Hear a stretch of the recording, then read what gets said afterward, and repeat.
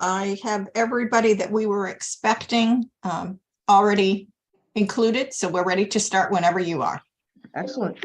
So let's get started. I think we already had a commentary. I know it's a lot nicer to meet this year with our January returns or performance as opposed to last year, which just seemed to be a sinking boat all year long. So a lot nicer to meet as an investment committee when I don't know if it's good news all year long. It's very it's a very volatile market, but definitely like the January markets for sure. So anyway, without further ado, I will pass the meeting over tab 1 to define contribution plans quarterly review. Trustee Martin, I'll have to do roll call first. Oh, I'm getting ahead of myself. Sorry about that. Good morning, everyone. Trustee Bartholomew. Yes. I don't believe Trustee Ames will be joining us. Trustee McMahon. Yes. Trustee Martin. Yes. And Trustee Riley. Yes. We are all set. There we go. All set to go. So Cap Trust, I don't know who's going first, if it's Barry or Mike, but Yeah, I'll go ahead. So I'm going to start off with some follow-up from last meeting, and I'm going to talk briefly about the Secure Act and some other regulatory updates that we wanted to give, and then shift to the markets. And then after that, I'll hand it over to Barry. Barry's going to talk specifically about the performance of the system plan, and then also wrap things up with a short conversation on fee level. So I'll share my screen, and then with just one quick follow-up item. You may recall at the last meeting, I believe it was Trustee McMahon asked a question around who actually are fiduciaries to the plan. And so what we did is just really pulled the slides right from our fiduciary training manual, which you may recall, we have a fiduciary training brain shark that we encourage people to go through every year or so. But basically identifying plan fiduciaries as a follow-up to that question. It's anyone who has discretionary authority over the management or administration of plan assets, exercises control, authority, or influence over the management of plan assets, or renders investment advice for a fee. So basically what that means clearly is Cap Trust serves as fiduciaries to the plan because we render investment advice to the plan for a fee. Exercises any control, authority, or influence. So that basically means anyone who is involved in the decision-making capacity around fund change recommendations that we make. I think it's really important to note there that some committees have charters, some committees have bylaws that basically specifically state who fiduciaries are, but within those charters. It's not limited to that. And what I mean by that is if you're in these meetings on a regular basis, whether you're a voting member or not, but you're influencing decisions of the committee, then really by definition, you're a fiduciary, kind of whether you like it or not, I guess is the best way to put it. So, again, this is the definition of who a fiduciary is by our fiduciary training standards, but it is a fairly broad brush. And I think that the key is really it's whoever renders influence, certainly advice, or also influence over the plan or the plan assets would be considered a fiduciary. So I'm not sure if that's helpful, but happy to kind of elaborate on that more, or if that answers the question. Okay, so I'm going to jump over then, if there's no questions on that, I'm going to jump over to the quarterly review. And hopefully you can all see my screen. There's a couple of updates that we wanted to start with. The Department of Labor kind of consistently comes up with guidelines around retirement plans. Obviously, that's a good thing, and we always follow the guidelines that the Department of Labor comes out with. Recently, they came out with a couple items that they want plan sponsors to take note of. The first one is the concept of float income. So float income is basically earnings that may be accrued after money is deposited to a record keeper's account. Sometimes it will sit in that account for a period of time and actually earn some income. So that's the concept of float income, or one definition of float income. Essentially what the Department of Labor is saying is that they want plan sponsors to take note of that concept of float income and basically understand their record keepers' policies around float income. And they want that float income to be disclosed on 408B2, which are those plan level fee disclosure forms. What we've done is we've basically gone, based on this Department of Labor guidance, we've gone out to all of our record keeper relationships, obviously including TIAA, and asked them several questions around their float income policies in a survey. And then we've consolidated those responses. And Barry and I sent that to Kelly and Tracy earlier this week, basically outlining what TIAA's float income policies are. So they do track and disclose float income. They do not credit it back at the plan level to the UMaine plan specifically. That's very consistent, for what it's worth, with how the industry works. I think to record keepers' credit, they actually get the deposits made very, very timely. So the float income, I think, is probably de minimis in most cases. But I still think that it's important to understand what their policies are, and then also to make sure that those policies are documented and follow the DOL guidelines. In addition to that, the other item is around cybersecurity. The Department of Labor really is looking into this whole concept of cybersecurity, which is great. And so what they've done is they've released some guidelines or tips and best practices around what plan sponsors should be doing to ensure good, solid cybersecurity practices from their record keepers. So what we've done is we've built essentially an audit checklist based on those DOL guidelines. And then again, we've gone out to all of our record keeper relationships and essentially done an audit of their cybersecurity guidelines. I'm going to just quickly change over here. I won't go through the whole presentation. I'll bring up the summary slide of TIAA. But what you can see here is that basically TIAA meets or exceeds all of the guidelines that were laid out by the Department of Labor. TIAA, in my opinion anyway, is one of the real gold standards in cybersecurity. I've done a tour of the TIA site down in Charlotte. It is incredibly impressive. They have a massive staff really dedicated specifically to cybersecurity. They have a very strong participant guarantee. So if there is a breach, then they actually guarantee that the money will be placed back into the participants' accounts. And so we feel really good about TIA from a cybersecurity perspective. I also want to point out that the UMaine system was actually well ahead of the curve in terms of cybersecurity. And you folks did an internal cybersecurity audit of TIA, which Barry and I were talking about, or continue to talk about as being the most comprehensive cybersecurity audit of a record keeper that we've seen. It was really just an incredibly impressive work that your internal team did. So we feel very good about, certainly meeting the DOL cybersecurity standards with the report that we put together. And we think that you folks have actually taken it to another level and gone even deeper than that. So again, I think that the summary there is we feel like it's just another example of the really, really strong overall fiduciary management of the UMaine system plan internally by the staff, and then hopefully with the assistance of CapTrust as well. Any questions on any of those items? I'm sorry, was there a question? Okay. The other item I wanted to briefly bring up was that we did get the final regs, the final ESG regs, environmental, social, and governance regs, otherwise known as socially responsible investing, a topic that we've talked about certainly a lot in this committee, a topic that everyone seems to be talking about a lot over the last couple of years. You may recall the previous administration really tightened up the regulations around ESG and made it, frankly, difficult to invest in ESG or environmental, social, and governance investments.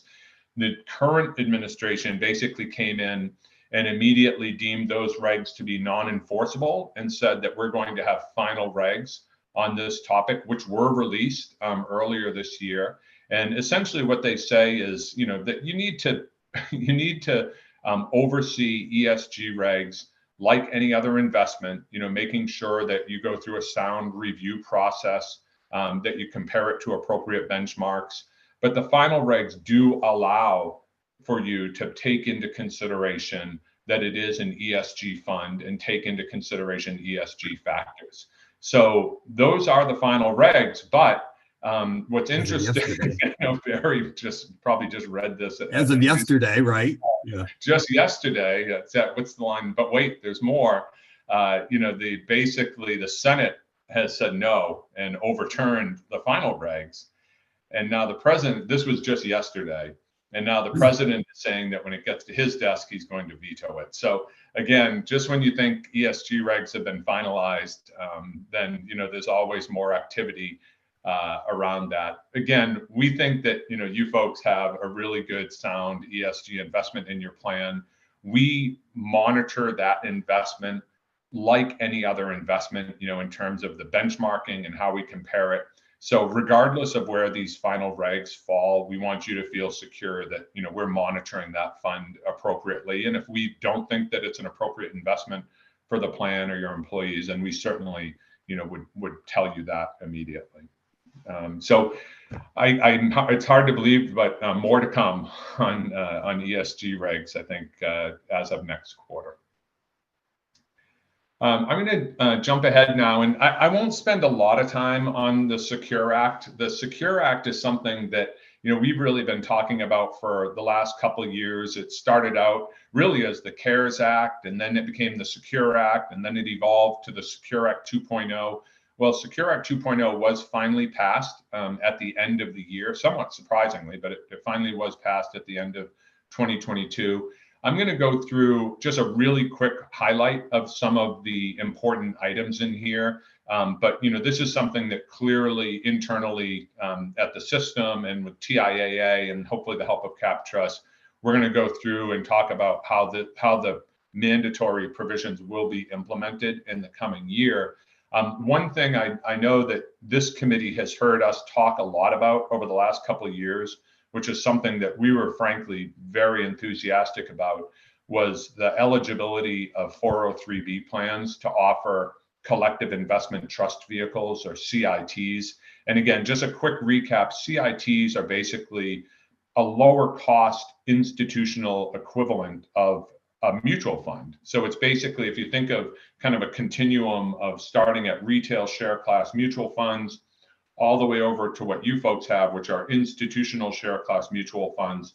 The next step, which 401k plans have frankly offered for years, are what are called CITs, or collective investment trusts.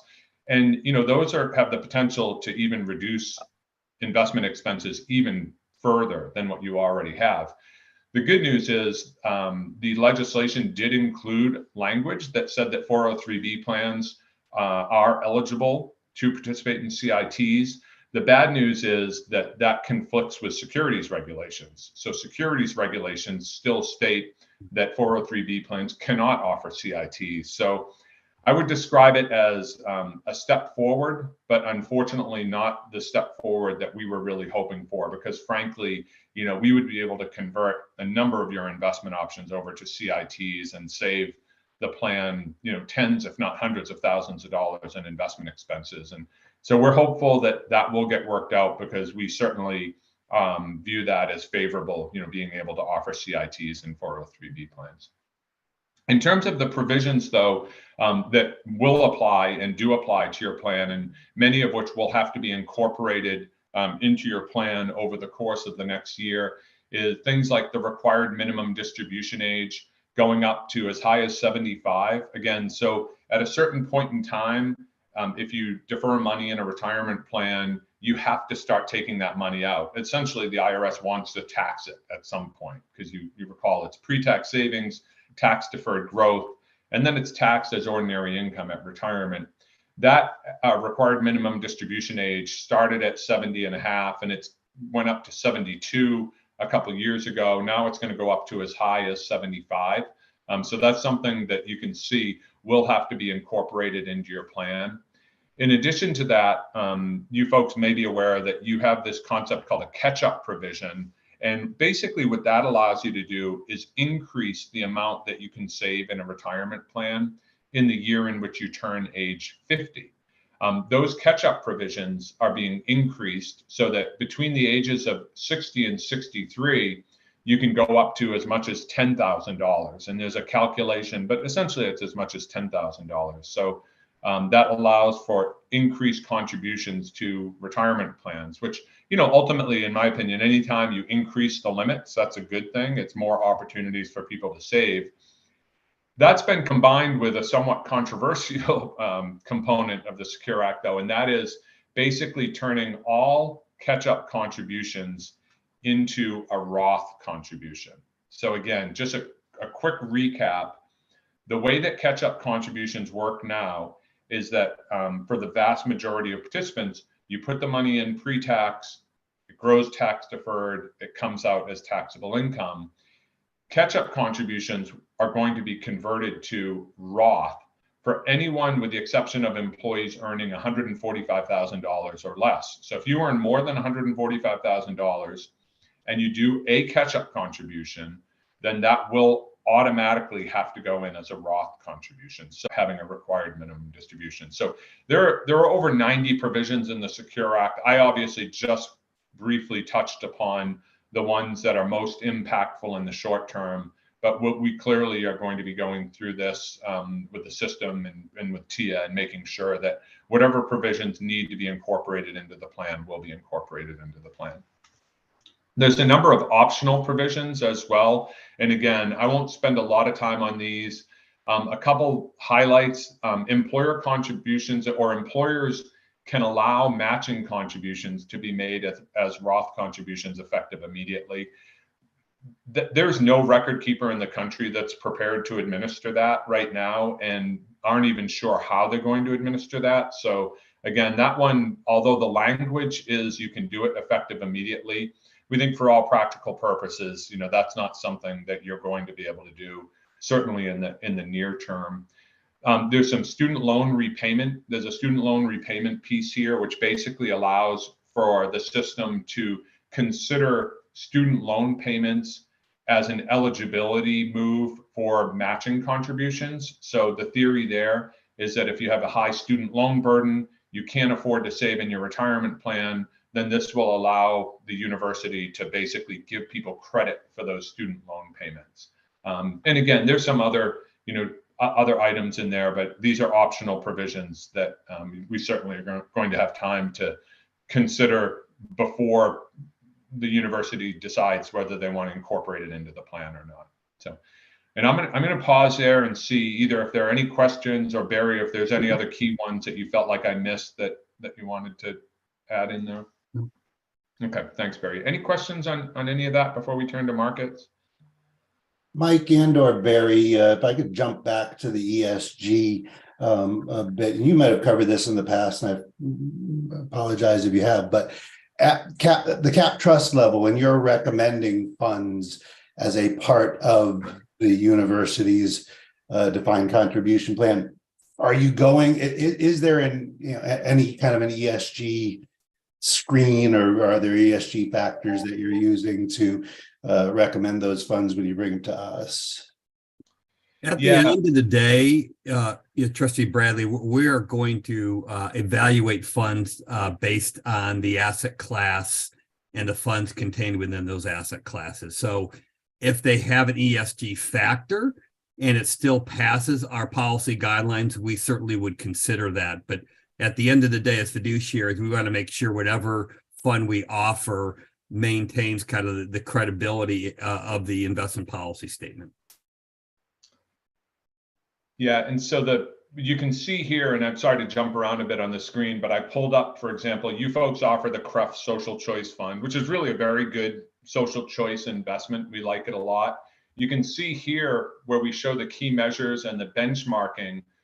We benchmark this against the CREF Social Choice benchmark, which is their own custom benchmark, but we actually benchmark it against the global allocation median. So when we benchmark it, we're not benchmarking it specifically against other social choice funds. In this case, we're benchmarking it against other global allocation funds that have similar strategies. So we think that the way we do this with this global allocation benchmark, regardless of where these final regs fall, it's going to be fine. So we think that we're doing it appropriately. And again, we think that it's a really good fund. In the end, from our perspective, regardless of whether it's a social choice fund or any other fund, if we didn't think that it was a good fund that was appropriate for the humane system plan, then we would recommend terminating that fund and either replacing it or terminating it and not replacing it. Any other questions on anything? Okay, so I'll go There's a into the question, market. there's an additional question, Mike. Oh, I'm sorry. Yes, please. This has been really helpful. This is actually for Kelly. Kelly, do you remember at what point did we say we'd report back to the board on the status of our ESG? Is it annual? Do you remember? I believe it was annually. Tracy, Okay. do you remember Yes, annual. annual? And when would that come up? Like, wouldn't that be coming up fairly soon? I would think in the spring. Okay, I just want to plant it for us, just to make sure, because this is important stuff, and especially given how the focus on ESG in the press lately. So just want to make sure whatever that date is, we do it. And for the humane system, we can point to the self-directed brokerage account. So if there's a particular view, a particular faculty or staff member has, they're welcome to go into the brokerage account and invest whatever way they see fit. So we do have the opportunity set to accomplish that without necessarily the monitoring component to it. Yeah, this is just, the board wants to see if how its policy is being implemented and how it's being affected. So I think some kind of simple report would be really helpful. And Trustee Riley, I think that would be great to have Kelly Regan, who's joining later, to weigh in on that, because a significant portion of that relates to our portfolio. So she might have a preferred timing depending on the cycle. Okay, thank you. Sorry to interrupt. Yeah, no, that's a great point. And and I do think this is, to be frank, much easier for us at CapTrust than for the folks at NEPC to deal with, the way that plan is managed relative to our participant choice plan, where we want to give participants the best possible choices, and then they choose whether they want to invest in it or not. So again, I think those ESG regs clearly are going to be much more impactful on the pension side of the equation. From a market perspective, though, you can see 2022 was really a very, very challenging year. To Kelly's point earlier, Trustee Martin's point earlier, it's certainly, the year ended on an up note. The fourth quarter performance was surprisingly good. I don't think, frankly, a lot of people noticed it because it was such an overall tough year. But you can see large cap stocks, that's the S&P 500, down 18% for the year. But in the fourth quarter, they jumped by almost 8%. So really good fourth quarter numbers there. International equities closed down 14%, but really a big spike in international equities. This is the EAFE benchmark, EAFE benchmark, which was up 17% in the fourth quarter. You can see just how bad international equities were doing, though, where they closed down 14% even after that spike in the fourth quarter. Both of those numbers have improved on a year-to-date basis through yesterday. S&P 500 is up 3.2%. The EAFE benchmark is up about 5.9%. So again, fourth quarter ended positively, and first quarter, while it's been volatile for the most part, has been positive as well. Really the big story continues to be this column, just like we've talked about really for the last 4 quarters now. And this refers to the aggregate bond index. It's very unusual for the aggregate bond index to close in the negative for a full calendar year. We actually did that in 2021. The ag closed down 150 basis points in 2021. Historically, up until 2021 and 2022, the ag had never closed in the negative for 2 consecutive years. Not only did we do that, but you can see the ag closed in the negative 13% for the year, which really just wreaked havoc on individuals' portfolios. If you think about someone with kind of a traditional balanced portfolio of 60% stocks, 40% bonds, they would have done worse in 2022 than any year going back all the way to the Great Depression. So it was just, frankly, a really challenging year for individual investors. And I would argue that it was most challenging for investors closest to retirement, with a heavy concentration of their portfolios in fixed incomes. We frankly don't worry as much about people who are 25, 30, 35 years away from retirement, because they're dollar cost averaging in over a long period of time. And equity markets go up and down, but over long periods of time generally are very positive. It's really the fixed income marketplace that has been the most challenging for investors. And that's all related to this slide, and specifically the upper right-hand corner of this slide. And you can see that at this quarterly review last year, we were talking about one-year treasuries at essentially zero. So you can see 9 basis points was your yield on a one-year treasury at this meeting last year. Here we are just 1 year later at the fourth quarter 2022 review, and the one-year treasury yield is 4.73%. That type of rapid, really kind of massive rise in interest rates over a very, very short period of time just wreaks havoc on bond markets. It's nearly impossible for bond managers to deal with. And the result of that is, again, a lot of fixed income portfolios were negative for the year. This is all, again, related to the Fed trying to put the brakes on the overall economy, using really the only tool that they have, which is raising interest rates to try to cool off what they perceive as overheated economy, and in the process bring inflation numbers down. We've seen that work to some degree. So if you look at last summer, inflation was running about 9%. Now it's running a little bit over 6%. But that's still a lot higher than what the Fed's target is, which is right around 2%. So I think, long story short, the Fed, while they seem to be less aggressive in terms of their rate hikes, I think we're likely going to continue to see a series of rate hikes until we see those inflation numbers come down and come down fairly dramatically. So again, a tough year for a lot of investors. The other thing I wanted to point out here is you can see these two numbers, the one-year treasury yield and the 10-year treasury yield.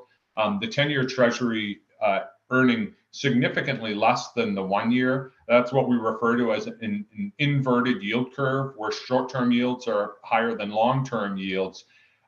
That's not a guarantee of recession by any definition, but I will tell you that if you go back to the last 6 recessions, going all the way back to 1978, they've always been preceded by a period of an inverted yield curve. So it certainly is a leading indicator of a potential for recession. I think one interesting stat, Mike, that I'm just on the left-hand side, energy was up 65% for the year. Mm-hmm. And the worst sector, consumer discretionary, think about Amazon, Toyota, Home Depot, down 37%. So between those two, there's 102% variance of return in 1 year. It's incredible. Yeah, and Barry's going to talk more specifically about the impact of some of those big FANG, Facebook, Apple, Amazon, Netflix, Google, those stocks that frankly really drove the market in 2019 and 2020. You had a large cap growth option that was, basically 2 consecutive years earned plus 30% and plus 50%. And then all of a sudden, the market's rotated. And that's what we're talking about down here, is this rotation away from growth and over to value. And then all of a sudden, those stocks and those funds that really drove the market and led the market in 2019 and 2020, all of a sudden have had a complete reversal. But some of those underperforming, more value-oriented stocks that were focused on quality, ended up doing better as a result of that market rotation. So again, this is why we think the importance of having a diversified portfolio, having exposure not just to different asset classes, but different styles. And we think ultimately that the fund lineup is structured to give participants that, including, and not the least of which, is just the really high quality target date series that you offer. So jumping ahead, I'm just going to spend a little bit of time on forward-looking market commentary. And obviously, we wish we did have a crystal ball, but we don't. So we don't know exactly where this is all headed. But what we did do is put together some different market scenarios. And the market scenarios range on the left-hand side of the screen, which would be the most optimistic market scenario, which is that the Fed's rate increases really start to dramatically and positively impact the inflation numbers. And as a result, we're able to avoid recession completely. Markets are back on track. The overall economy is back on track. and we get that, kind of quote unquote soft landing that everyone hopes for. We don't think at this point that that's a highly likely scenario, unfortunately. On the other end of the spectrum, though, would be kind of a worst case scenario, which would be a stagflation crisis where we're getting, continued rising prices, economic stagnation, and then we also start to see unemployment work its way into the economy as well. That would be kind of a worst case scenario, which again, we don't see that as a likely scenario. We think the likely scenarios are here more towards the middle of the page, with our best guess being, yes, we will enter a recession in 2023. We do think at this point that that's a likely scenario. But we also think that the likelihood of it being relatively mild, not too deep, and that we're able to come out of that recession towards the latter part of 2023 and the early part of 2024 is in fact likely. So again, while we don't have a crystal ball, we do have a lot of people, a lot of resources, and a lot of data. And as we look at, the overall economy, we think that, kind of that mild recession being the most likely scenario. So the bad news is we think 2023 is going to continue to be a challenging, volatile year for investors. The good news is, we think that ultimately the likelihood of us coming out of that towards the end of the year is pretty high. And the only caveat I would add to that is obviously just geopolitical events. Much like, leading into this, no one really saw the COVID coming back in 2018, 2019. Some people saw it, but maybe didn't expect the Russian invasion of Ukraine and the ultimate impact that had on markets as well, including supply chains and energy costs. And so, obviously that type of geopolitical event could have a negative impact on markets. But we think from a pure economic perspective, that we're starting to see interest rates come down, albeit not as quick as the Fed would like to see. We're starting to see markets improve, although with a fair amount of volatility. And we think ultimately, as we move into the latter part of 2023, we're hopeful that, kind of more sound economic times are in our not too distant future. Any questions? Mike, can I ask a question there, Mike? Mm-hmm. How much is the in your kind of compilation of these scenarios does the inverted yield curve kind of predict that? Yeah, scenario. It's a great point. I mean, we do, an inverted yield curve is not a guarantee of a recession, but if you look at the economic data, it's pretty clear that when yield curves invert, every recession of the past 6 have all been preceded by a period of an inverted yield curve. So again, while it's not a guarantee of a recession, we think that it's one of those boxes that you would check that kind of lead you to believe that we're heading into a recessionary period. But again, our economic growth numbers are still sound. Unemployment rates, while they're getting slightly higher, are still relatively low. It's a very unique economy that we're in right now. And the inflation numbers, while they're still high, it's interesting. They're high in just very specific aspects of the overall economy. There's another question. Yeah, go ahead. Hi, thanks. I apologize. I might have missed this because my computer had some issues for a second there. But do you folks have an estimate on where you think the Fed is going to end this hiking cycle? How high those rates are going to end up? And do you think we get above inflation at any point with these rates? It's a great question. I'll just kind of clearly say no. We just don't know. We think if you look at, they're certainly slowing or reducing the amount of their rate hikes. But, we just don't know. They have stated that, they're going to continue to hike rates until inflation gets under control. And in their definition, they want to see inflation at 2%. That's the target rate for inflation. So I think we'll continue to see, we're going to continue to see the Fed hike those rates until we start to see those inflation numbers come down dramatically. Predicting interest rates it's almost harder to predict interest rates than predict market movements overall. So it's really impossible to know them. And the Fed's simply been emboldened based on low unemployment. They're going to continue to raise rates. Ultimately, we're going to have to see unemployment start to creep up in order for the Fed to see the deceleration of inflation and stop kind of where we are. But it's not going to be anytime soon. Yeah. Yes, Trustee McMahon? Given your outlook for interest rates, probably talks about a strengthening dollar. So does that influence the allocation to international stocks? Yeah, I mean, if you look at from our perspective and in a defined contribution plan, I think, we really, our goal is we want to give participants choice and ultimately let the participants make those choices. But to your point, if you look at Vanguard as an example that manages your target date portfolios, they actually have been overweight international going back a couple of years now. So within if you look at their overall asset allocation strategy, they tend to have a fairly conservative strategy relative to other target date funds. But within the equity sleeve specifically, they're overweight international. And so that's a position that wasn't really additive, frankly, in 2019 and 2020, and even the balance of 2021. But then you look at 2022 and you go back to, how international equities really spiked in the fourth quarter. When Barry starts to talk about performance of the target date series, that international equity exposure was definitely additive in the fourth quarter. So, we're seeing that's consistent with other target date managers as well. Fidelity is another, really large target date fund manager who also has an overweight international position as well. Yep.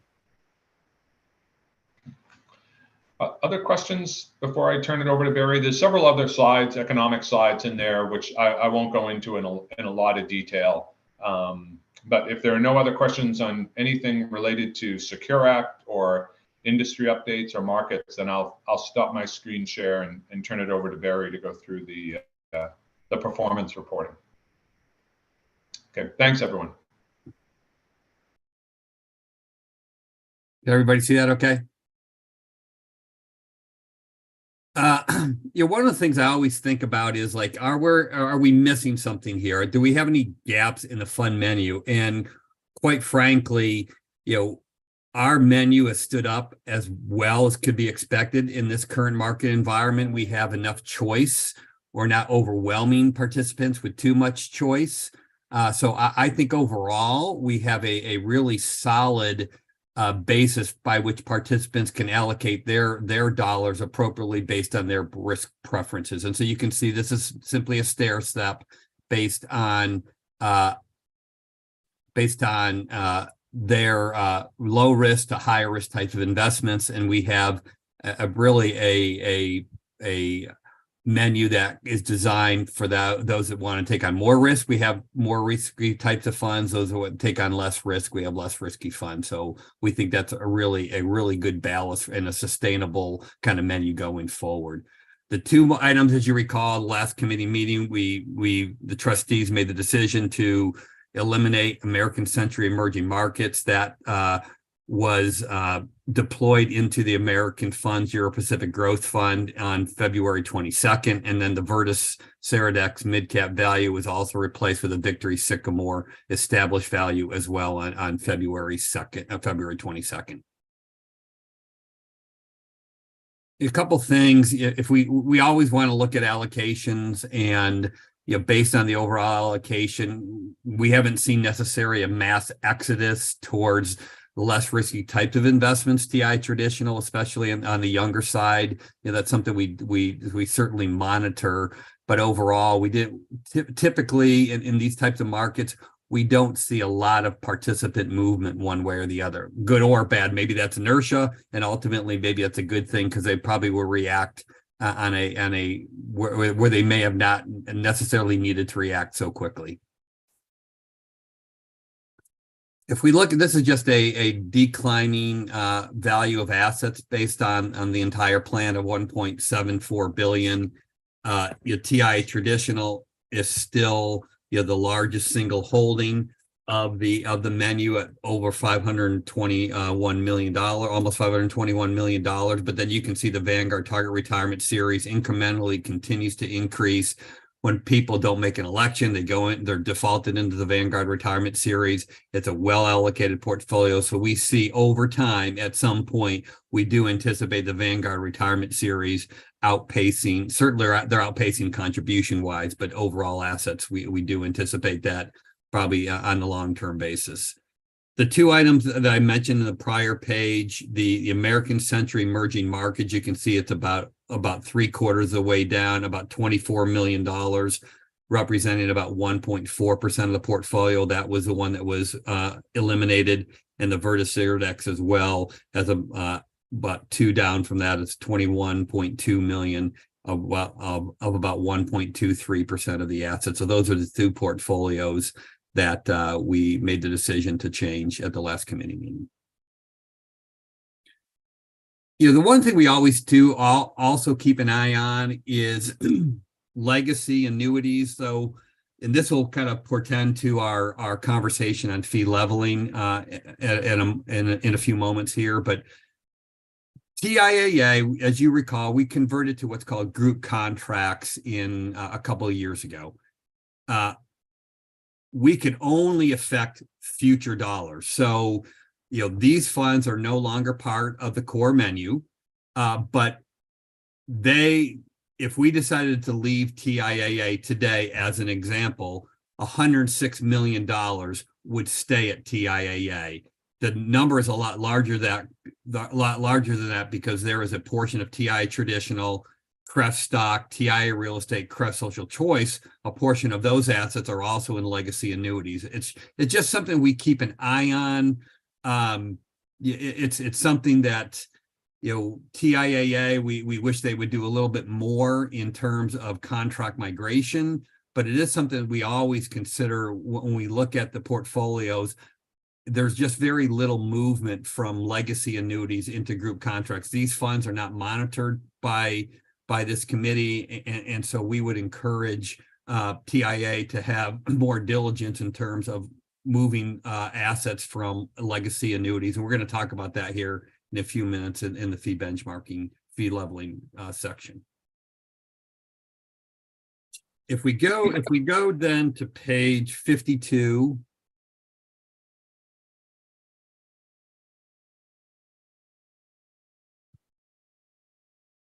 this is our scoring. Again, I wanted to point out a couple funds in the portfolio today. As you can see in the mid-cap value section, you know, it's scoring a 78. We took care of that as of February, so that fund will be eliminated when we do the March 31st review. A couple items like the PGIM Total Return Bond Fund, while it's still passing policy guidelines, as Mike had alluded, it's been very challenging for bond managers in 2022. In particular, this manager in the early part of 22 was a little bit longer in duration, and that when the Fed is raising rates so quickly, that was a significant headwind. As the market has stabilized, this fund has stabilized as well. I looked at performance through yesterday, and I think they're in the top 20th percentile on a year-to-date basis. So as kind of longer end of the yield curve stabilizes, and yeah, I do anticipate this particular fund coming back over the long term. Yeah, the other fund, like Harbor Capital Appreciation, Mike also talked about managers that are particularly growthy. You know, Harbor is not immune to this. So you think about what led the charge in 2021, 2019, et cetera, the FANG stocks, Facebook, Apple, Amazon, Microsoft, Google. You know, this particular manager had a pretty significant exposure to those particular securities. In 2022, that was the worst performing sector, and really Harbor was not immune to pretty significant negative performance based on their more growthy types of names that they had as part of the portfolio. I also looked at performance through yesterday, and growth has started to recover somewhat. This fund has also started to recover as well. So we would anticipate, as the market does recover, we would give this manager some time because there's going to be some volatility remaining in the marketplace. But as the market stabilizes and probably in mid to late 2023, then we would anticipate this particular fund improving as such. But it's still passing policy guidelines. It's a fund that probably 3 quarters ago was probably scoring a 100. So it's been really challenging this current market.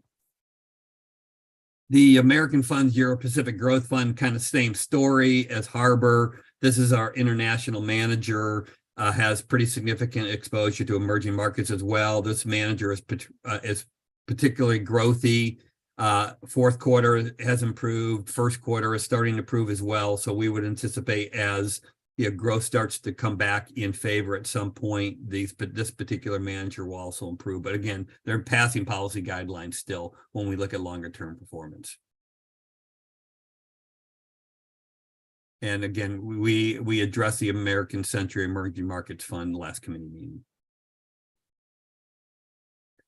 Mike had also mentioned the Vanguard Target Retirement Series, and he took the words out of my mouth. They employ a more global asset allocation. So they tend to have a little more international exposure.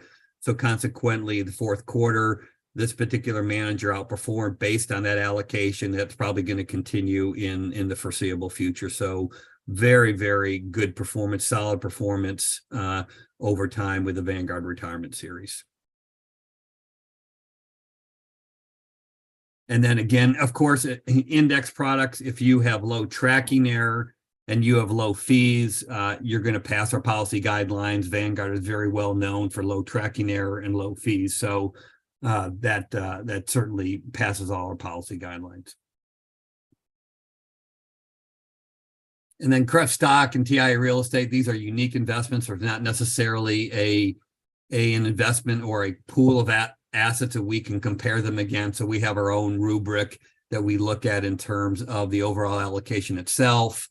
TIA real estate is in private real estate, and so that's been a somewhat of a ballast in terms of the overall market that actually had positive performance in 2022. So one of the few, along with TIAA traditional, that actually had positive performance in 2022. And I don't typically go through the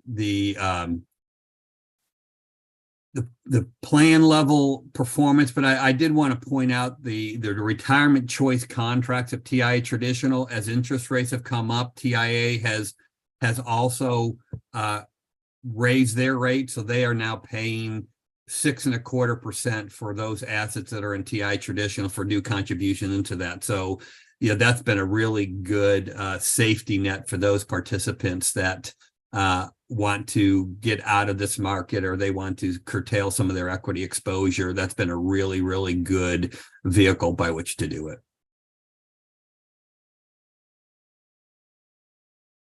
Any questions, comments on the overall market? Because we want to certainly spend some time on the next section, but I didn't want to shortchange this either. I just had one quick question, Barry. On the scorecard, could you just remind me what your folks' definition of competence is? Is that a forward-looking competence measure, or is that no? It's a rear view facing. It's basically information ratio. So we're measuring the volatility of excess returns. Simply said that we would prefer a manager to hit a lot of singles and doubles, not hit a grand slam and then strike out for 5 quarters in a row. And so we look at the volatility of excess returns. Great, thank you. Yep.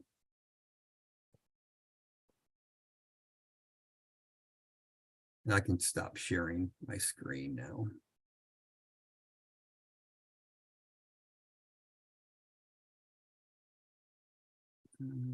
How do you stop sharing? There we go. Okay.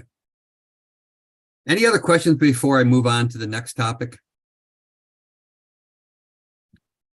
One of the things that we've been looking at, and this has been kind of an industry-wide, is the equity or the fairness in how we assess fees, administrative costs associated with a plan. Clearly, there's going to be investment costs. So if you invest in an emerging markets fund, that's going to be more expensive than an S&P 500 index type fund. And so the individual can make a choice. And within those choices, we've done a really good job of minimizing the investment management fees associated with that. Most of your funds are in the lowest quartile in terms of overall expense, and vis-a-vis other asset classes that are similar to those. But there's been this kind of phenomena lately of like, how do we more fairly assess fees across the institution? And just to give you a really quick example, there are certain funds in the plan today that revenue share, and that revenue share is enough to offset all the administrative costs of the plan. Think the 3.3 basis points that TI assesses today. And so if you're in one of those funds that revenue share, there's a case to be made that you're paying more than your fair share of the administrative burden of the plan. For those participants that are in the Vanguard retirement series, Vanguard doesn't revenue share. And so for all those participants that are in non-revenue sharing funds, they're not necessarily paying any of the administrative costs associated with the plan itself. So one of the things we're going to be working on over the next several quarters is there a more equitable, a more fair way to assess fees so that the administrative costs are borne more fairly across the system? And that at the highest level is really what we are going to embark upon. TIA has some recent technology advancements, so we could do some things that we couldn't necessarily do a number of years ago. So all these things are converging. We're seeing more, especially on the private higher educational institution. As a result of some of these lawsuits, they're going more to a fixed per head basis. So that's something we would explore as part of this endeavor that we're undertaking. But it's something that we'll report back to the trustees periodically as we move forward with this along the way. Ultimately, we do think culminating probably in 2023 at some point, especially as the market does recover late 2023, having a more firm recommendation in terms of the path we want to take. Yeah, and if I can just add, the couple other things driving that would be TIA just recently introduced an R4 share class of funds, which is a non-revenue sharing share class of funds that they frankly never had before.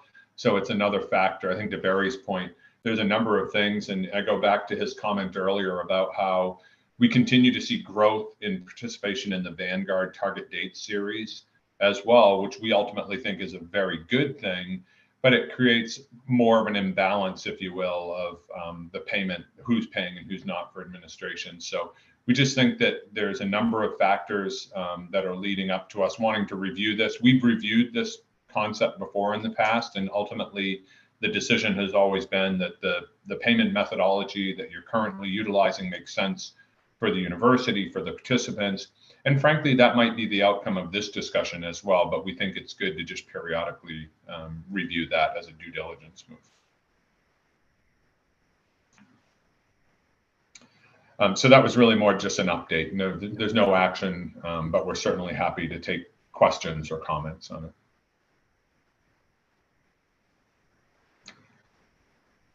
I think if there's no questions, Trustee Martin, I think that covers all of our agenda items. Well, thanks for the great market commentary and investment review. We continue to live through interesting times, and we see it through the market. So really appreciate your guidance on that, the light you shed on this on the market reviews. So thank you very much. Thanks, everyone. Thank you all. Take care. Now we're gonna move on to NEPC. Kelly, are you on the phone? I am. Good morning, There everyone. you are. Welcome. So Kelly, I'm going to pass the meeting on to you to review the capital market review, quarterly performance, and asset allocation review. Wonderful. Sounds good. Happy to be with you today. Do want to say that you'll see a new face on your screen along with me. Tim Knightley is a colleague of mine. He's been at NEPC for 6 years, and he has been working behind the scenes on your account for the last 2 years alongside myself and Jay Roney. Given that we're in a virtual world, I thought it would be good to have him join so he can see all the hard work that he puts into your account come live and experience a committee meeting. So we're happy to have him here and just wanted to introduce him to all of you. Welcome. Thank you. Thanks for the Thanks, work you do. Of course.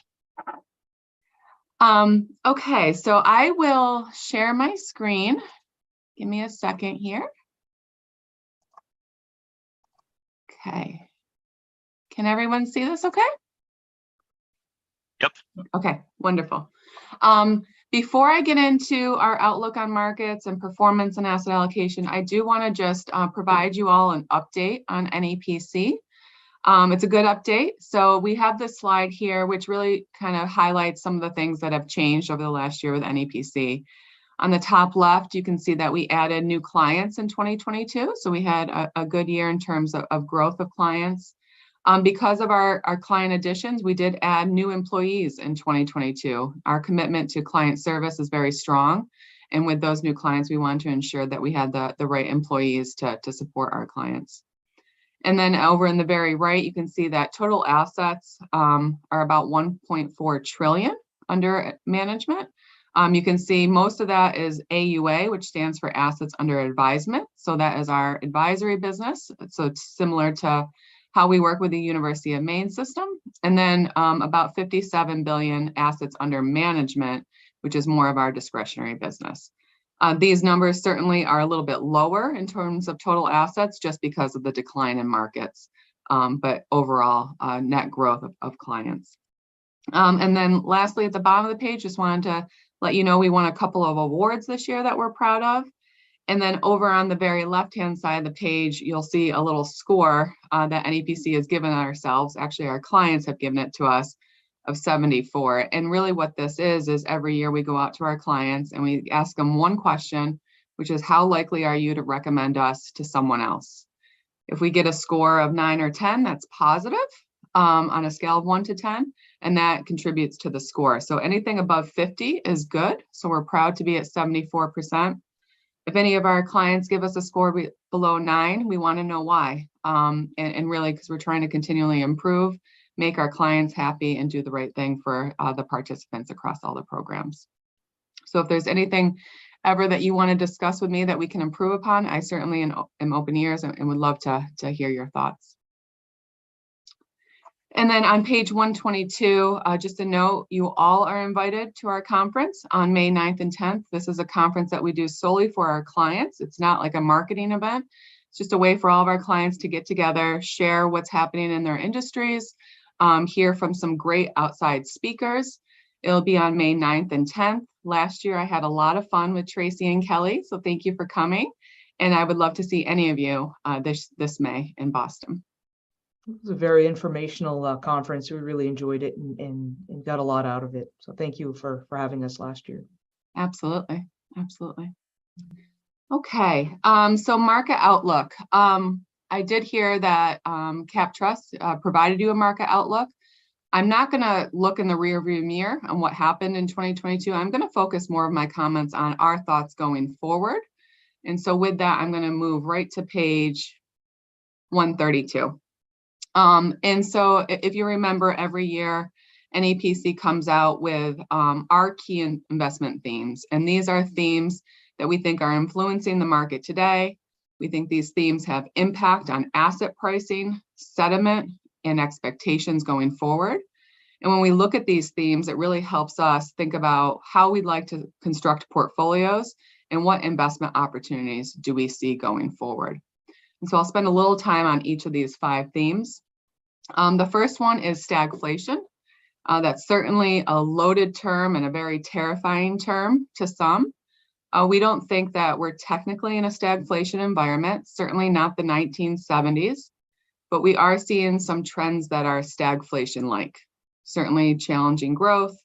Inflation, as we know, is elevated, coming down a little bit, and wages are pretty sticky right now. The key missing piece to stagflation right now is rising unemployment. Labor markets appear to be reasonably strong at this time. So given that, we don't think we're in a technical stagflation. And as we think about a stagflation environment, if we start to see unemployment rise and we see inflation and wages come down, we may see easing inflationary pressures. On the other side, if inflation stays high, unemployment low, and wages elevated, then it'll be a question of how heavy will the Federal Reserve continue to come in and raise interest rates. As we all know, they're trying to kind of bring inflation down, and they've done that with interest rate increases. This effect of the interest rate increases really in the monetary policy from the Fed is really going to be a lagged effect. You know, certainly these higher levels of interest rates are going to take time to flow in through the market environment. So certainly a trend that we're watching. Everyone's talking about, are we going to have a recession? You know, if you ask me how concerned I am, it's a tough question. We think that there's still some positive data in the market. The labor market is relatively positive. Unemployment continues to kind of tick down. GDP is okay, certainly slowing, and it recently came down versus estimates, and credit spreads really aren't that stressed today. So there are some positive things going on in the market. However, there's a pretty bearish sentiment that's fueling these recessionary concerns, and we're seeing that with the volatility in the market. You know, certainly we're seeing some indicators start to flash in front of us. You know, we've had the yield curve be inverted, and some of the leading economic indicators, such as like consumer confidence or some manufacturing data, are moving lower. So we don't think recession is a guarantee. We think if the Fed can do a soft landing where inflation and wages slow, unemployment doesn't move up, and rates stay stable, this could be an okay path. However, there's also the hard landing path where wages, inflation stay elevated, and we have a very aggressive Fed, which will give us some volatility in the market. So again, we're watching both of these trends, trying to figure out, you know, the best way to construct a portfolio in both of these scenarios. Want to mention Europe energy transition. So as we all know, we've had the conflict in Russia and Ukraine. This has really disrupted the energy structure in Europe. They did get a lot of their natural gas and fossil fuels from Russia. That's not completely shut off, but has shifted. And they really need to, you know, think about, you know, this winter and next winter and really start to rebuild their natural gas storage. You know, as you know, it continues to be drawn down, they need to make sure that they're resupplying that. They're starting to obviously pull from Norway and in the Middle East, and US is providing supplies as well, becoming one of the largest suppliers. So we think that it's really key to Europe getting this right. If something drastically goes wrong here, it could be somewhat of a 1970s shock for Europe, and it could be pretty damaging to the European markets. In terms of China, as you all know, we experienced COVID across the globe. The US opened pretty much, I would say, in a more slower, measured pace. China was following their zero COVID policy and really strict on their COVID policies. And then they did a rapid pivot towards late 2022, where they moved off the zero COVID, the economy opened up, and now you have people moving around, traveling, going on planes, driving, spending, and all this is creating economic economy. It's really kind of a bounce up for China, but not a full, kind of health recovery. And we think all this is going to have implications for global trade, commodities. It could make inflation go higher. So we think that this is going to cause some volatility. And so we're watching the China reopening trade as well. I think what you saw in the fourth quarter of 2022 and even in January, because of this, Chinese equities rebounded significantly in the markets. It's come down in February, but some volatility expected out of China. And then the last point on this page, it's not as applicable to your program, but the US dollar strengthened quite significantly in 2022 as one of the only positive performing asset classes outside of cash. And a lot of our clients have what we call a currency hedge on their international program, about 50% or so. And so for those clients, we're counseling them to kind of reduce that hedge on their program if we start to see a weakening dollar we don't want to be hedged there. So that's not applicable to your program, but we are watching kind of the trajectory of the US dollar and how that impacts markets going forward. So what does all this mean in terms of our strategic asset allocation outlook? Overall, what we've seen in the past 10 years, really since the great financial crisis, is the Federal Reserve is not focused on market sentiment. They're not focused on propping up the equity markets as we've seen with low interest rates. They're solely focused on managing inflation. With higher interest rates, that has made fixed income more attractive. And I think you'll see that when we talk about our asset allocation proposal to you. We're earning, 5% or so on fixed income. Our outlook on large cap equities is 5.4%. So a lot less risk to invest in fixed income these days versus the risk of large cap equities with almost similar returns. Because we're in this market environment with a lot of uncertainty, we think that, and we're kind of shifting into this new regime, we think that diversification is extremely important. And thinking about, asset classes, not like stocks and bonds. If we think about what happened in 2022, both stocks and bonds were down, right? So diversification is key if that continues. In your portfolios, you have things like hedge funds, global asset allocation, things that are diversifying from stocks and bonds, and those continue to remain important, and we recommend continuing to hold those. So I will stop there and see if there's any questions on our outlook for markets and what that means for asset allocation. Okay, hearing no questions, I'm going to move right into performance. And I'm going to go to page 135. We're going to start with the operating fund. All these numbers are through December. You can see at the end of December, plan assets were about $280 million. So it's about a $41 million decrease from the last time we spoke. You can see the asset allocation across the liquidity pool or cash, the income pool or fixed income, and then the total return pool, which is equity-like, remain close to targets and within policy ranges. In terms of performance in the top right, the 1 year number, that is a calendar year 2022, down about 3.7%. Everything was down, but certainly this portfolio withstood things well, given they have about a 30% cash allocation. More recently, fiscal year to date, or the first 6 months of your fiscal year, in the last fourth quarter, you can see some positive returns there. And over all time periods, you can see that if we compare the composite to the allocation index, the difference there shows that the managers in this portfolio have been adding value over all time periods. So no concerns with how this portfolio is constructed or the managers in the portfolio.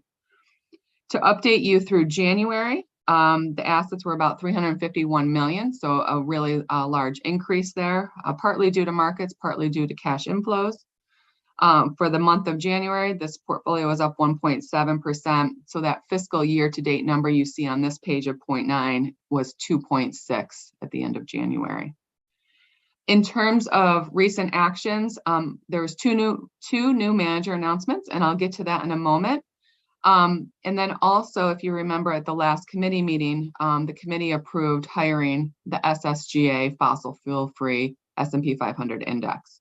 And so in the month of January, we did take a quarter of the traditional SSGA S&P 500 fund and put that and fund the fossil fuel free index. And the goal is to do 3 more rebalancings into the fossil fuel free index and have that whole fossil fuel free index funded by the end of 2023. Moving on to the pension fund, smallest portfolio that you all oversee. We have assets about $19.5 million at the end of December. And the asset allocation you can see in the pie chart is in line with policy targets and ranges.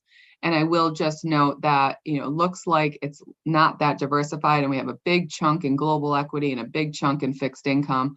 But just as a reminder, global equity is invested across US, international, and emerging, so there's diversification within there. And then fixed incomes invested across core bonds, TIPS, and some what I'll call return-seeking credit or more high yield-like investments. So very diversified. In terms of performance, you can see the 1-year number, which is calendar year 2022, down about 11.6%. It did underperform the allocation index during the year. Some of that is due to some of the growth exposure you have from your global equity manager. Over the last 3 and 5 years, you can see that managers are pretty in line with their benchmarks. And then more recently, a strong quarter in fiscal year to date. You can see positive returns there and then outperforming benchmarks, showing that managers have come back above their benchmarks. And in terms of January, did add value in terms of market value. We're about a little over 20 million for the month of January. So that means that, we had benefit payments of about 350,000, but we had some asset improvement as the portfolio was up 3.6% in January, bringing that fiscal year to date number to 4%. We always continue to rebalance the portfolio to raise cash for benefit payments. So that did occur during the quarter. Also 2 manager updates, and I'll get to those in a minute. And then you'll see the recommendations. We will talk about asset allocation in a moment.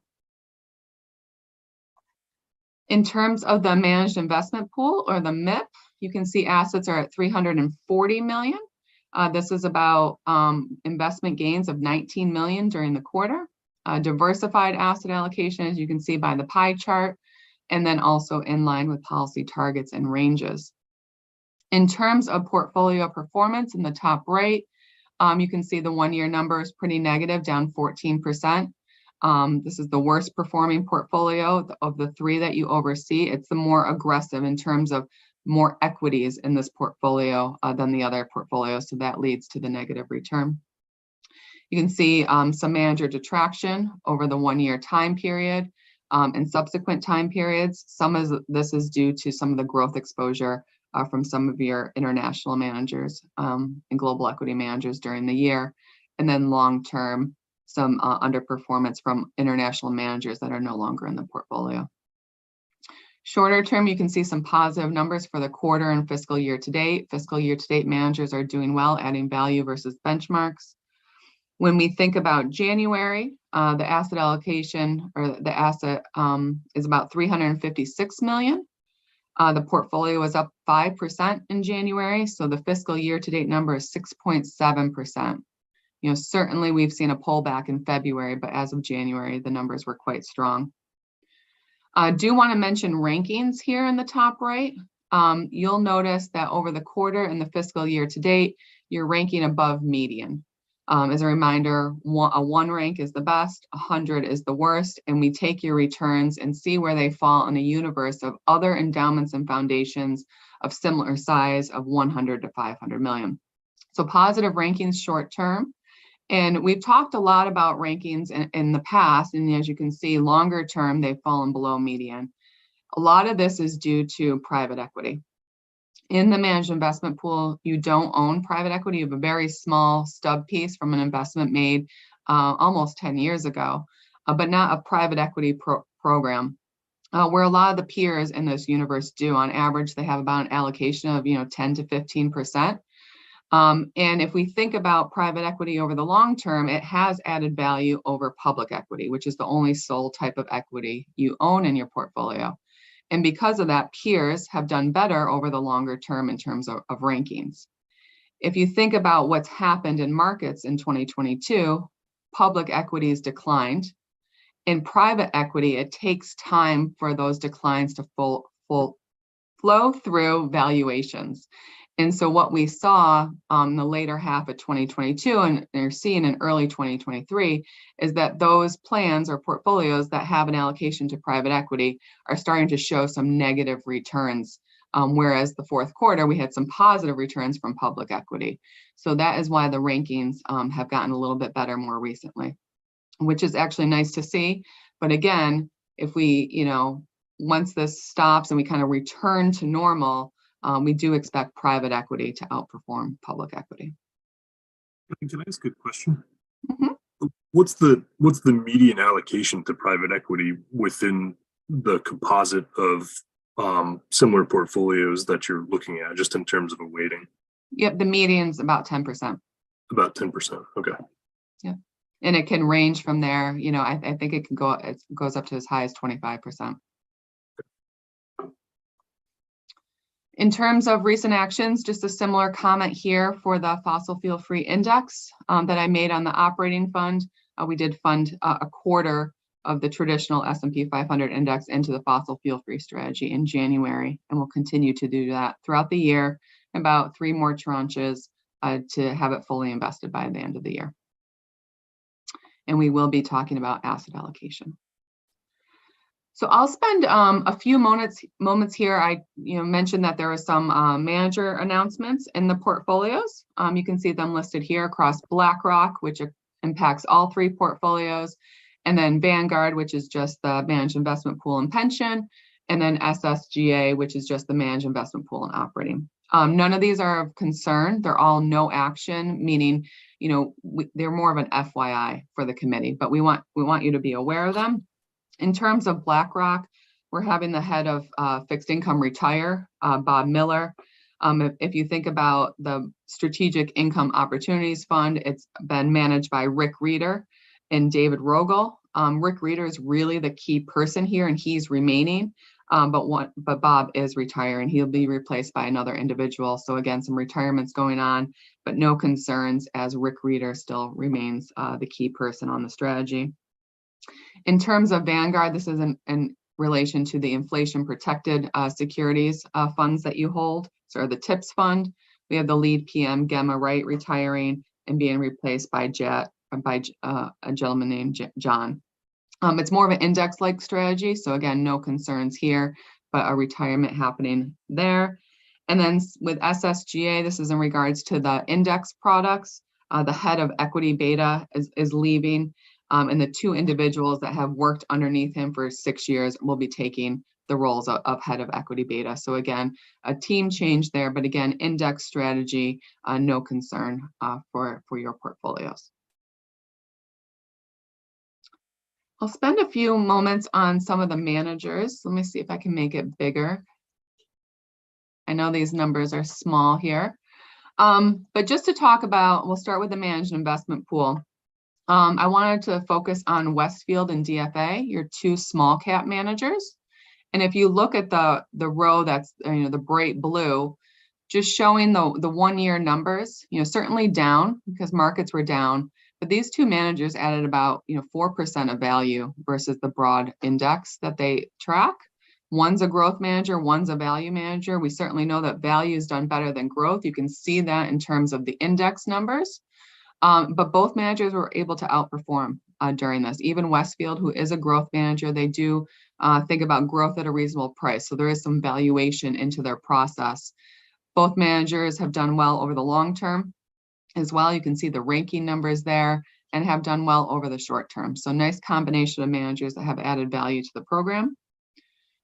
Walter Scott is your global equity manager. Over the 1 year, they have fallen short of benchmark. They ranked in about the middle of the pack of other global equity managers, which is nice to see. They do have a growth tilt to their process, so that's some of the reason of underperforming a core benchmark. And even though growth underperformed in the 4th quarter, you can see that their quarter numbers are actually quite strong. They're actually able to get stock selection right in consumer discretionary with some holdings like Nike. And that was one of the worst performing sectors during the quarter. And they were able to outperform. So they're coming back from the difficult 2022 that they had. In terms of international equity, you can see the name Silchester here. That's a newer manager that was just funded into the portfolio and approved by the committee. That's a manager that has a fossil fuel free international portfolio. They do have a value tilt to their process. So you can see some strong results over the recent quarter and strong rankings because value is more in favor than growth.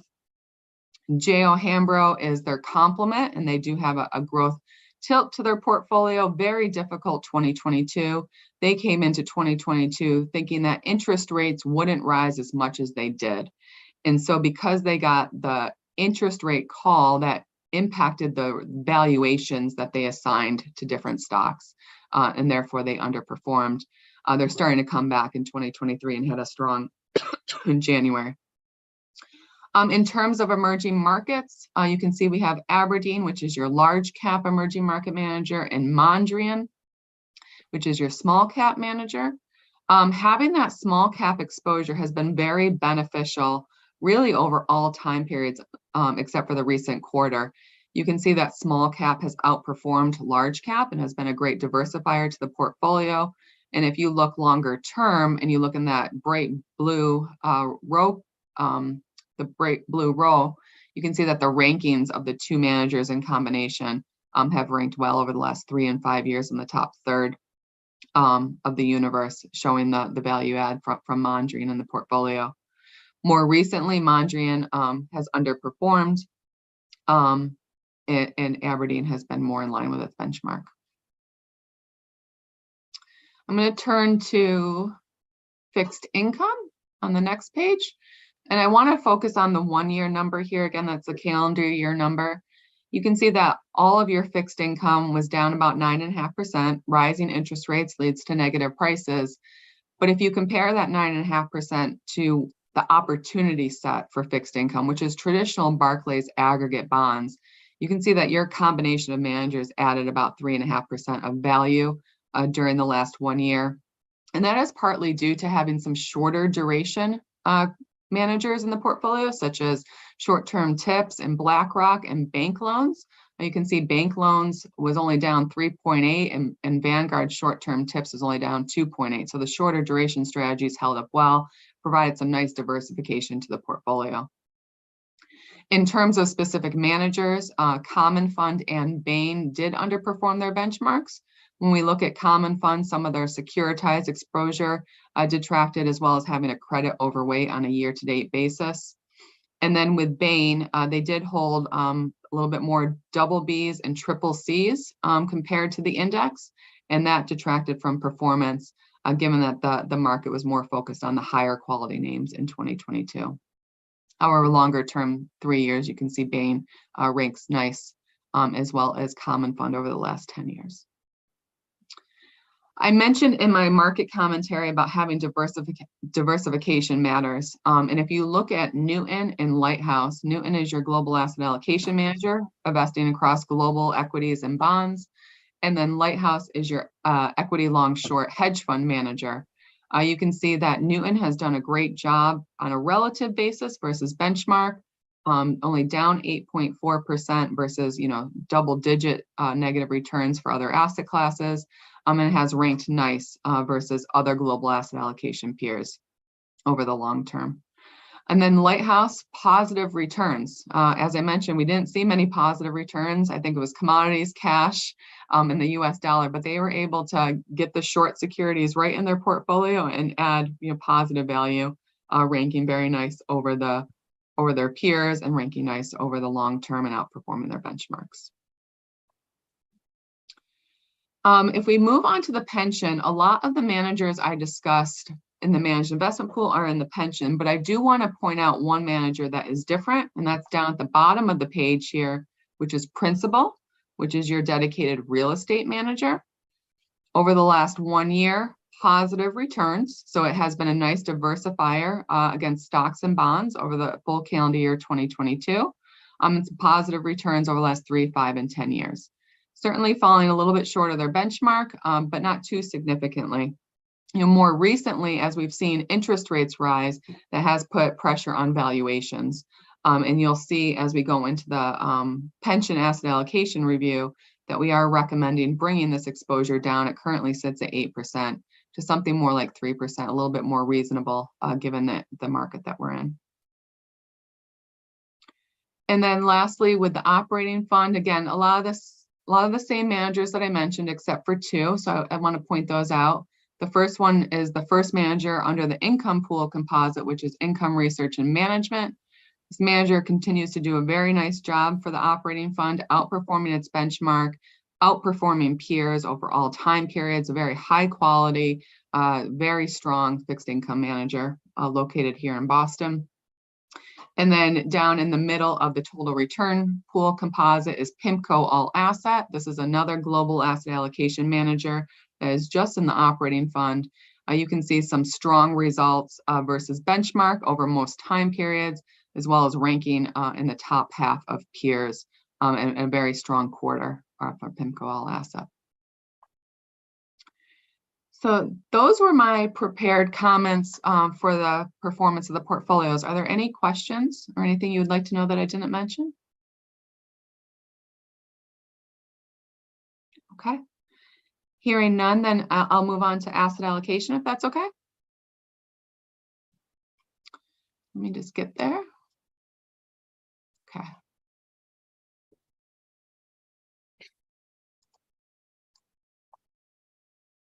Okay. So just to start here, we have our asset class assumptions, and I'll walk through those in a moment. We do these on a quarterly basis, so I'm going to be showing December year end. I mentioned earlier, interest rates rose in 2022. That's reset kind of expectations for fixed income going forward, and also for equities going forward.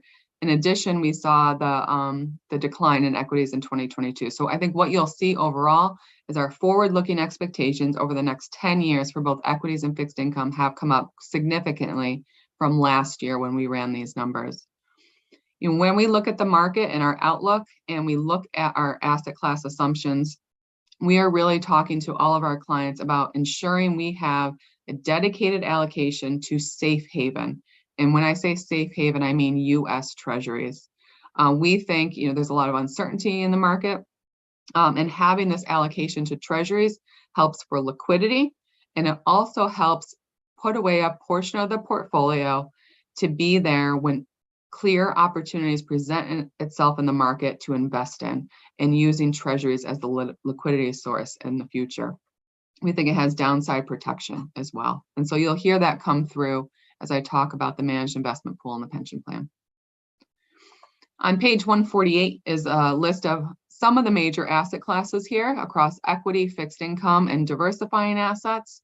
If you look at that delta column, you can see for every single asset class on this page, our expectations are up quite significantly year over year.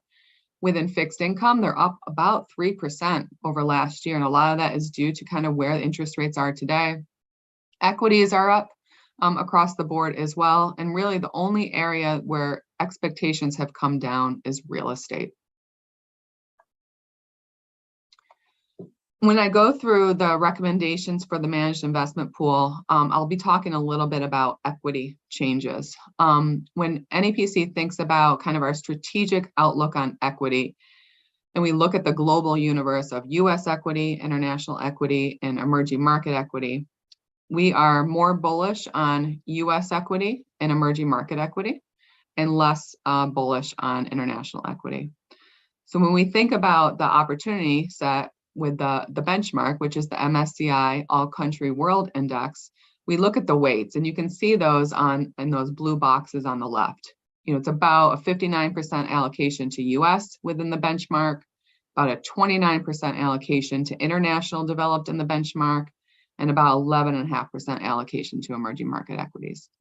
So when we think about our strategic long-term view, we are counseling clients to be more in line with the benchmark for US equities or slightly above, underweight the benchmark to international developed, and then overweight to emerging market equities.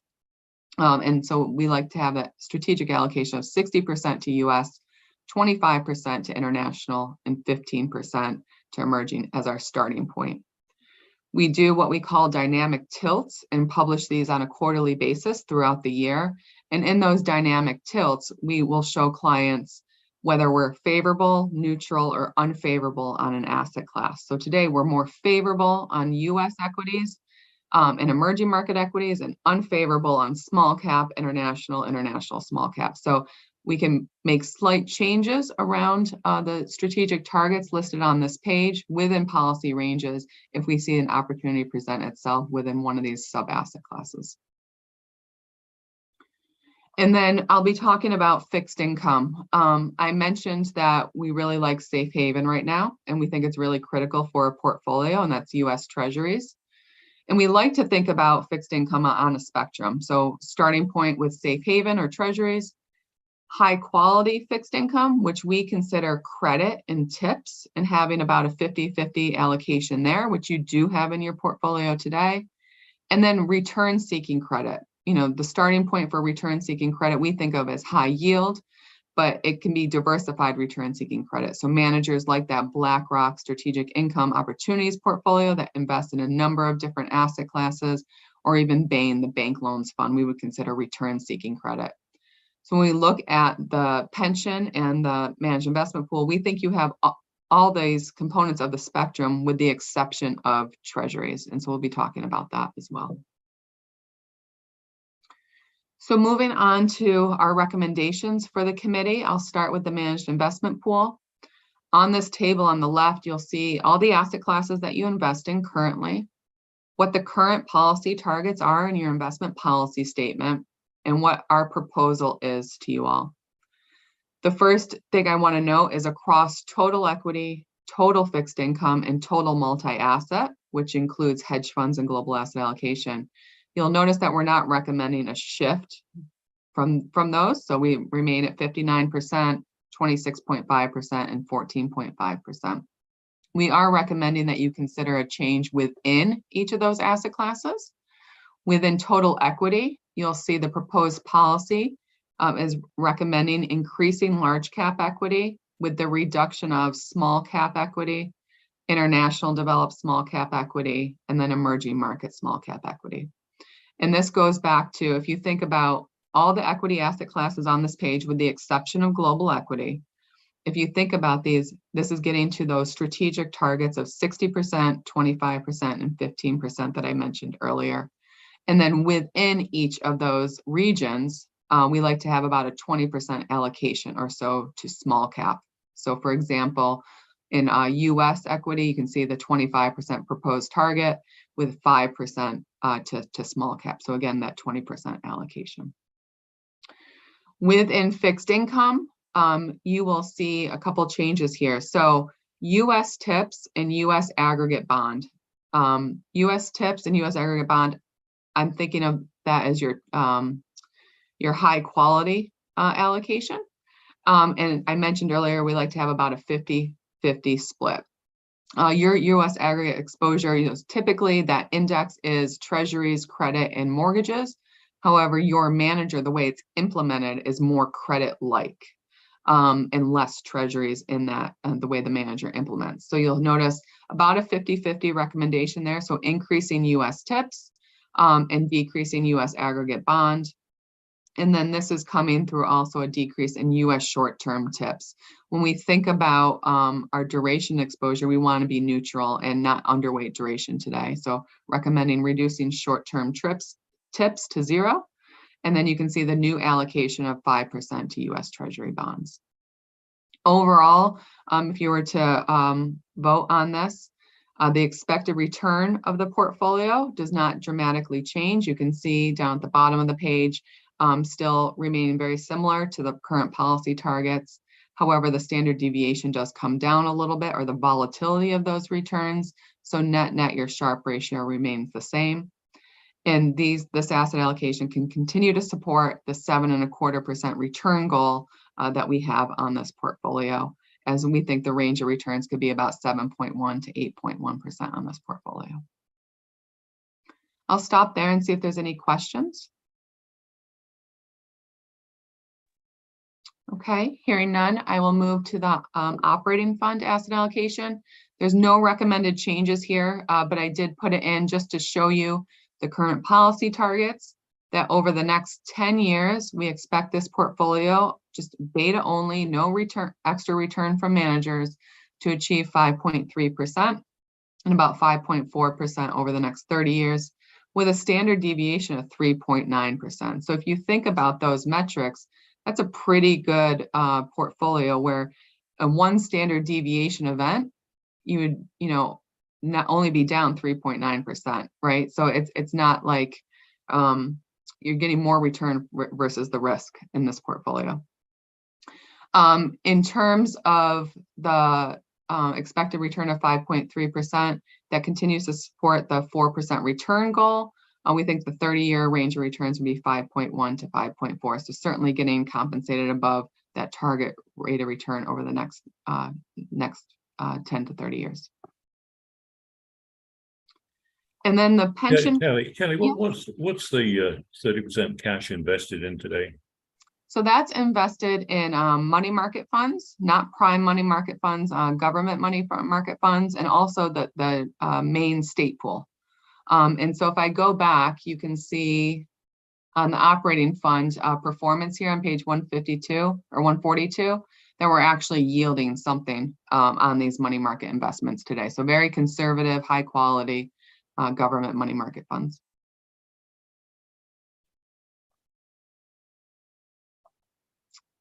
All right, moving to the. Good. Oh, go ahead. Just as a follow-up, sorry, maybe to Tracy, are we sweeping daily into these money market funds given the rise of short-term interest rates?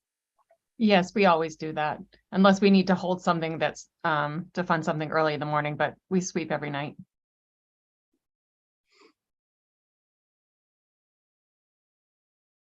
Thanks for the question, David. On page 153, we have the pension fund asset allocation. And we're not recommending any changes to total equity. We are recommending a change from real estate, declining 5%, and adding that 5% into US Treasury bonds, so increasing total fixed income.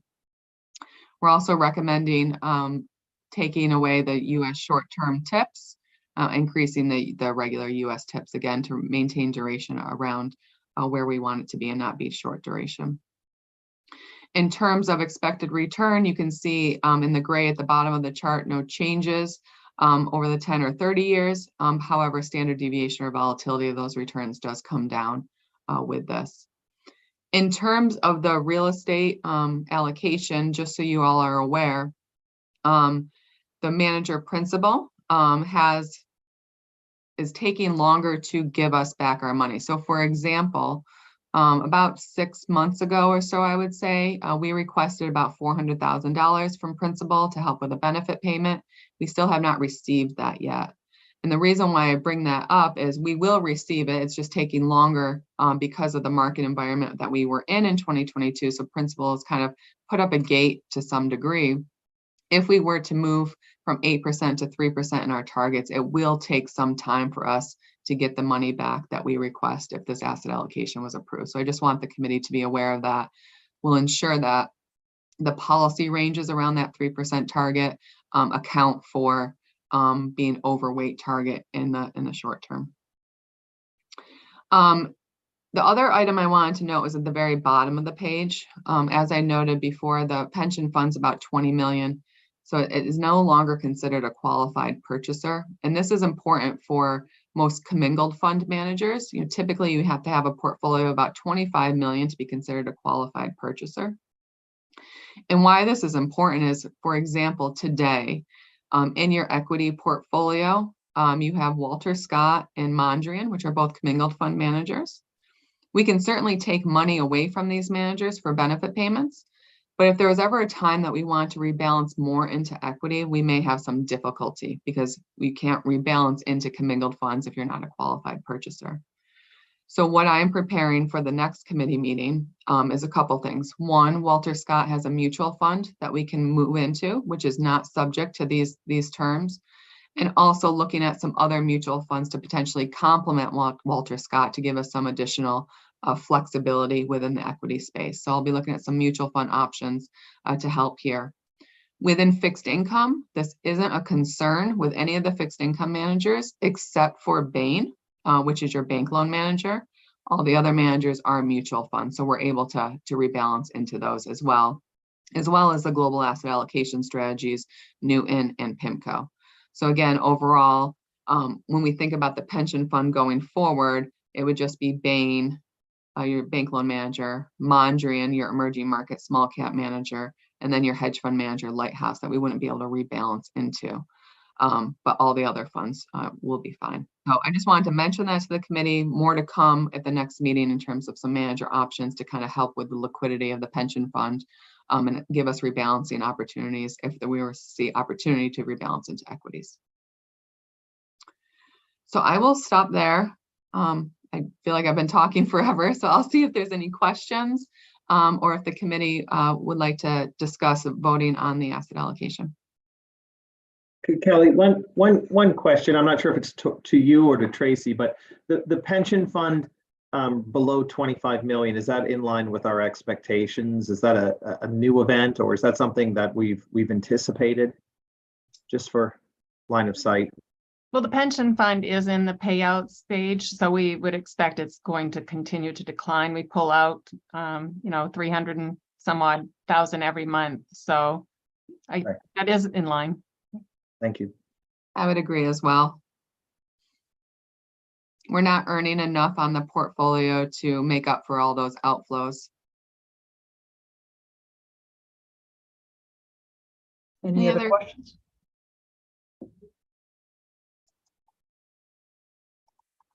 Okay, hearing none. Kelly, thanks for the capital markets outlook, quarterly performance, and the asset allocation review of our portfolios. We really appreciate the continued expertise and guidance that you and Tim give us on our UMS portfolios. So thank you for the presentation and the continued. So we have any questions in regards to tab 3? The voting item for the asset allocation recommended change. Okay, hearing none, I will read the text of the proposed resolution that the Board of Trustees, acting through the Investment Committee, approves the following asset allocation recommendations. In the management investment pool, add 3% allocation to large cap equity, reducing small cap equity and non-US developed small cap equity. Add a 1.5% allocation to emerging market equity by reducing emerging market small cap equity.